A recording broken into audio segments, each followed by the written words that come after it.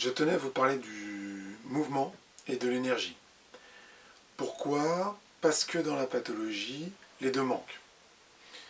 La fatigue, qui est épisodique, mais relativement chronique, que vous éprouvez, ne vous engage pas au mouvement. Ça, c'est une certitude.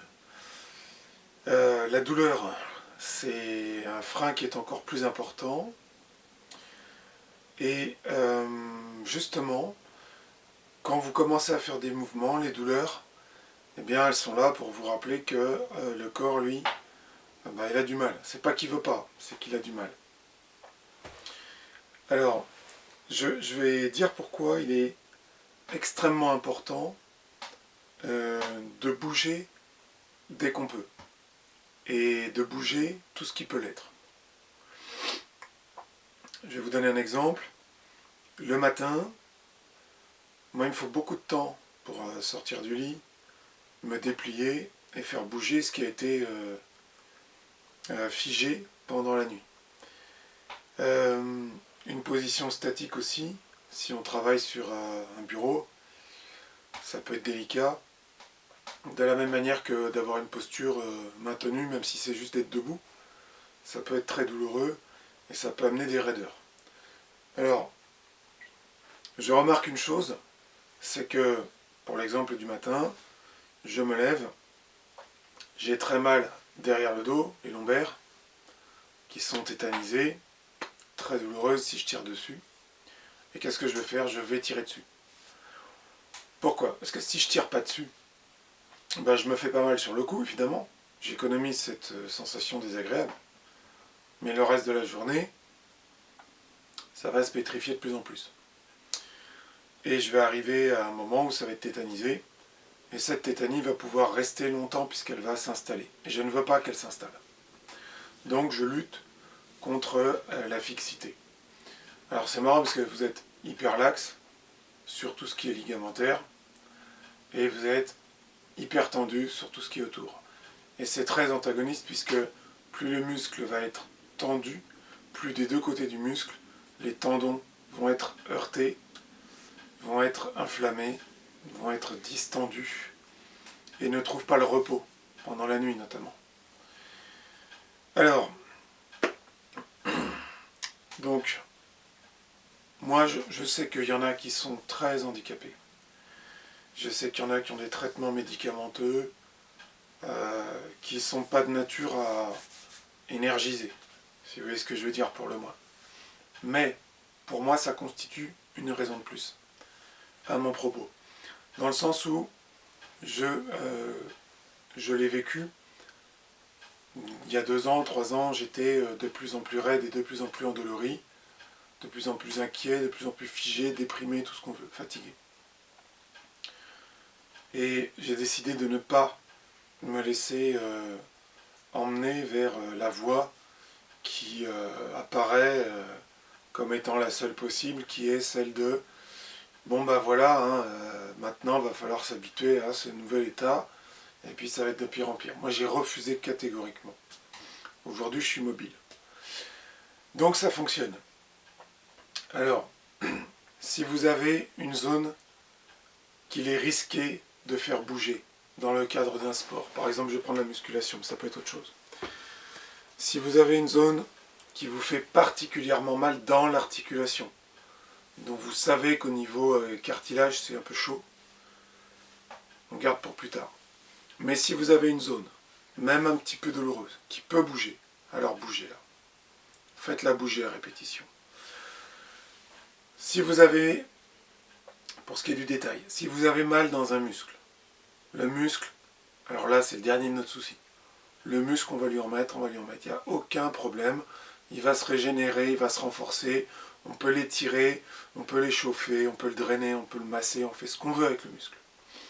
Donc si vous avez mal dans les muscles, que ça ne constitue pas un obstacle pour vous. Le muscle, c'est le dernier de notre souci. Voilà. Au contraire, je vais vous dire, si vous avez travaillé un muscle à un moment, le soir, quand vous allez vous coucher, votre muscle est détendu. Il l'est toute la nuit.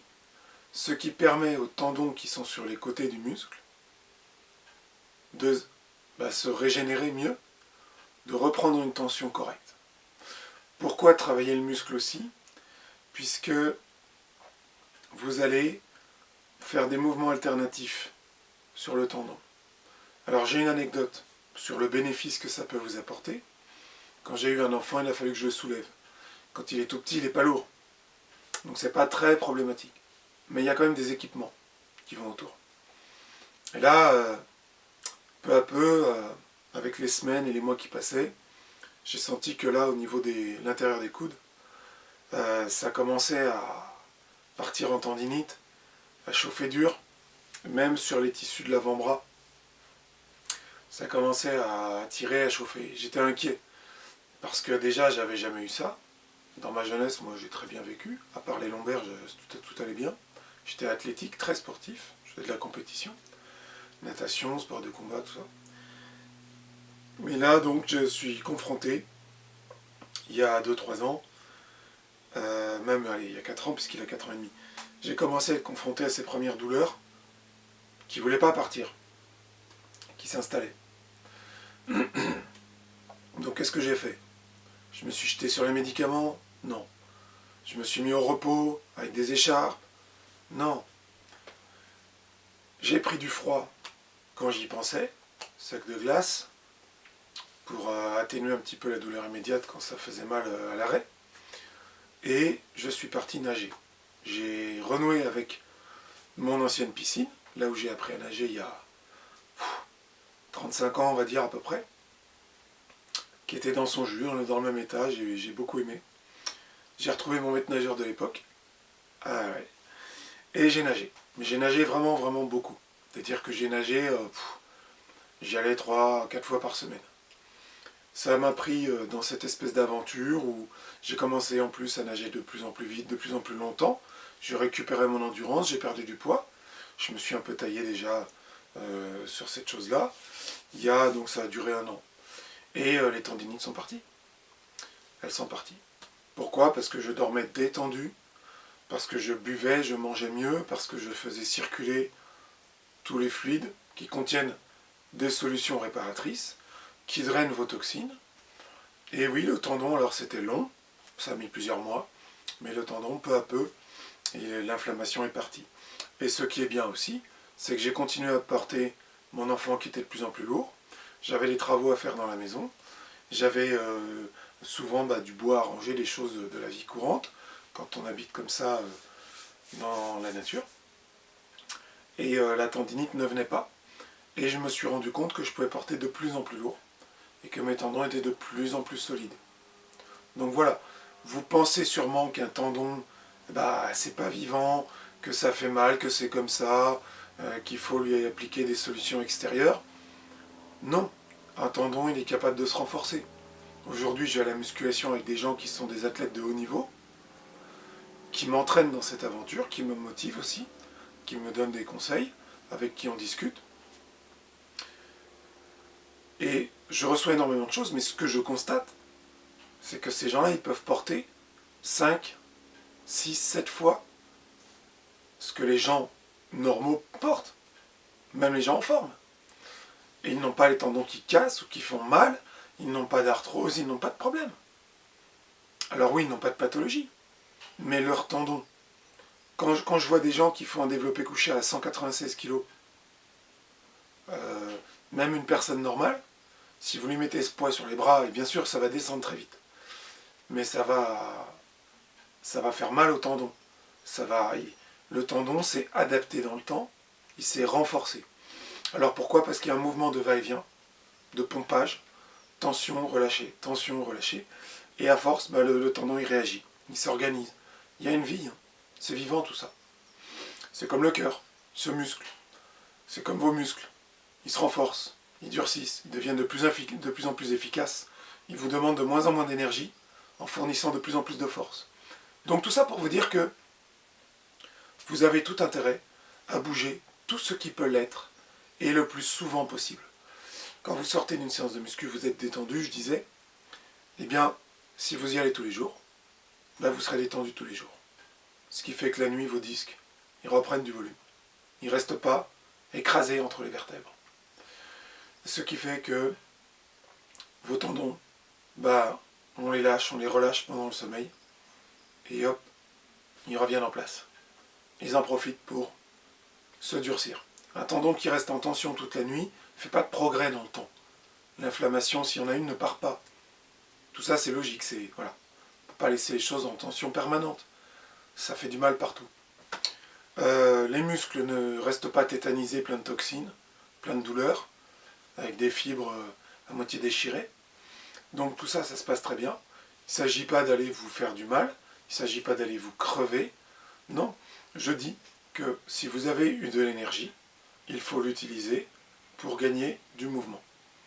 Et si vous avez du mouvement et que vous le faites travailler, vous gagnez en énergie. Voilà, vous redémarrez un cercle vertueux, une machine qui est la meilleure qui soit. Et alors, si vous prenez des antalgiques, des anti-inflammatoires, etc., etc., la liste peut être longue dans cette pathologie, eh bien, l'énergie de mouvement que vous allez mettre en place va vous apporter eh bien, les substances qui vont vous détendre et vous faire du bien et faire partir les douleurs de façon interne, de façon naturelle. Le meilleur antalgique, c'est là qu'il est sécrété, il est fabriqué ici.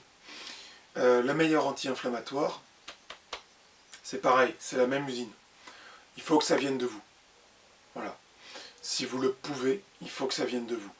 Et si vous le regardez bien, vous pouvez faire peut-être plus que ce que vous pensez pouvoir faire. Parce qu'on a pris des habitudes de confort, de repos, d'évitement, on reporte à plus tard. On ne veut pas forcément toujours entrer dans une dynamique de dépense. Ça, c'est la nature qui est à l'économie, qui nous donne cet esprit-là. Personne normale ou pas, hein, tout le monde.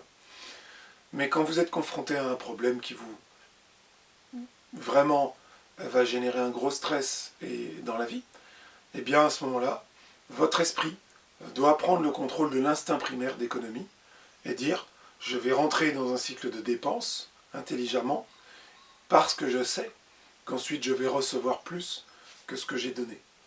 Voilà comment moi je fonctionne, comment je pense, et ça fonctionne très bien. Ça produit des résultats qui sont que moi je vais faire 3-4 séances de musculation par semaine, qui sont en charge moyenne voire lourde.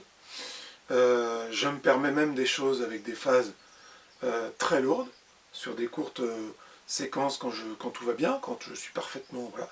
Alors je ne dis pas que ça y est, je suis devenu... voilà, j'ai rejoint les rangs des gens qui peuvent... Non, j'ai des phases où il y a des fois, je vais faire 3 semaines chez moi sans rien faire. Parce que je suis trop mal, oui. Mais je sais parce que je l'ai vu, et il faut que je sois honnête, et tout le monde doit l'être, que ces phases-là de bas, elles surviennent souvent après un stress, et elles durent parce qu'on a la flemme d'aller remonter la pente, parce qu'on se laisse du temps pour réfléchir, pour mieux manger, pour se reposer, et patata et patata. Non, en fait non. En fait, souvent, il y a cet instinct primaire, peut-être reptilien, qui dit « allonge-toi au soleil, repose-toi ». Voilà, va faire une sieste, voilà, mange un peu plus de chocolat, ça va te faire du bien au moral, des bonbons, des gâteaux, et puis va te coucher devant un bon film. Ou alors, traîne jusqu'à 2 heures du matin, puisque ce jeu-là est passionnant. Tout ça, on le paye très cher dans notre pathologie, très cher.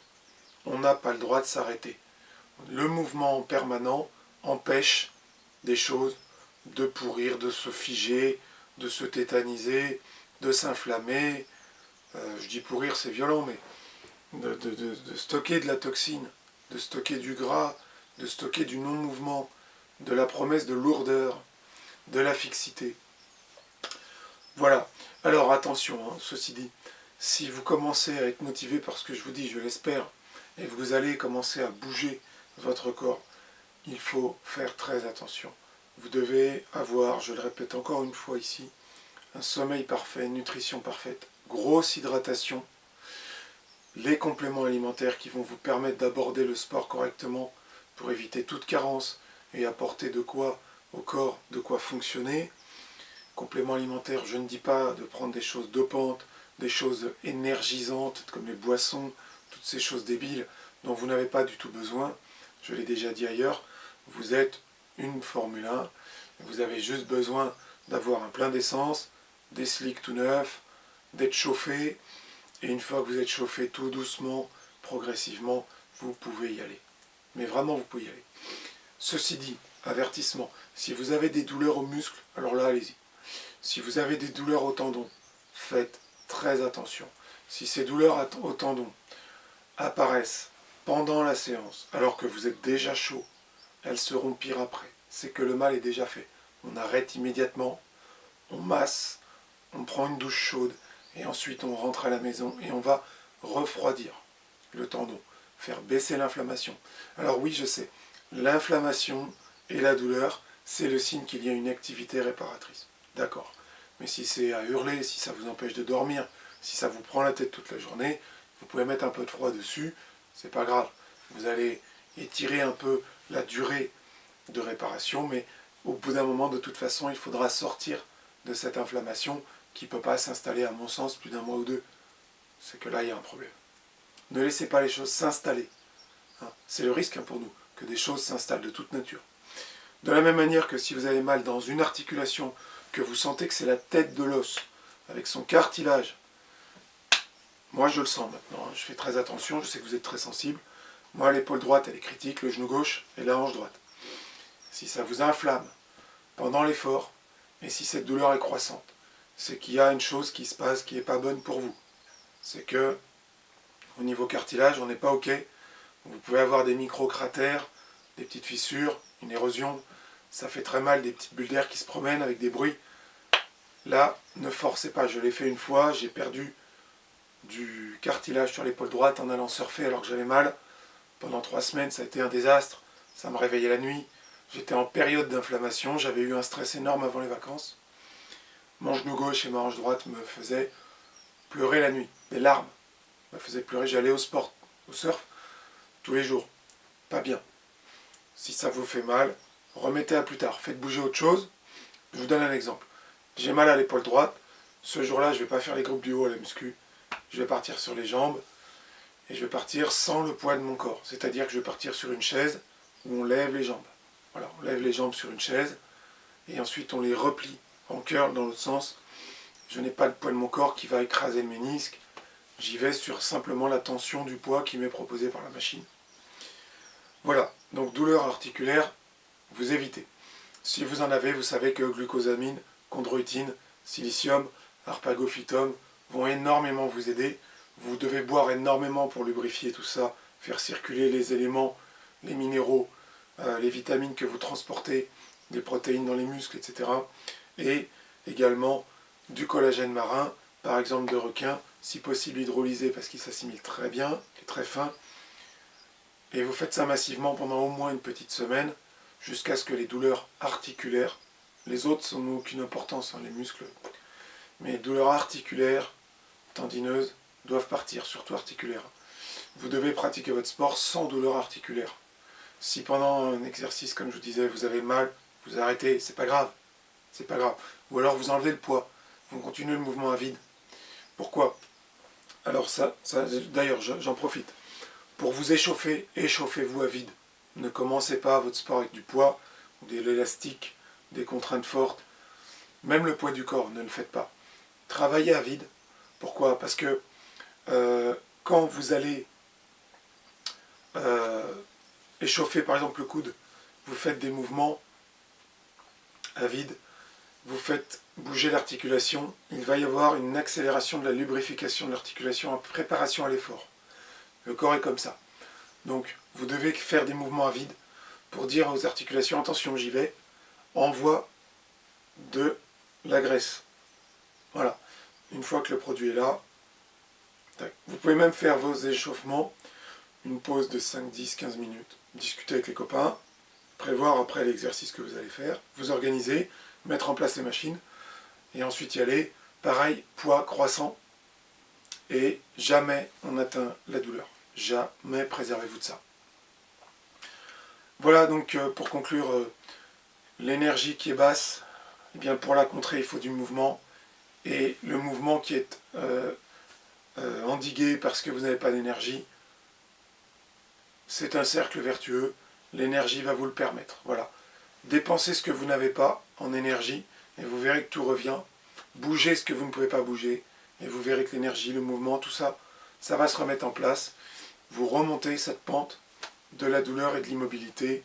Vous pouvez éventuellement ensuite, après consultation, éventuellement proposer de quitter certains médicaments, de réduire vos doses, puisque les médicaments naturels sont là aussi, après l'effort. Bon courage à vous, ne perdez pas espoir. Il est possible donc d'aller vers le mieux dans votre pathologie, lourde ou pas. À bientôt.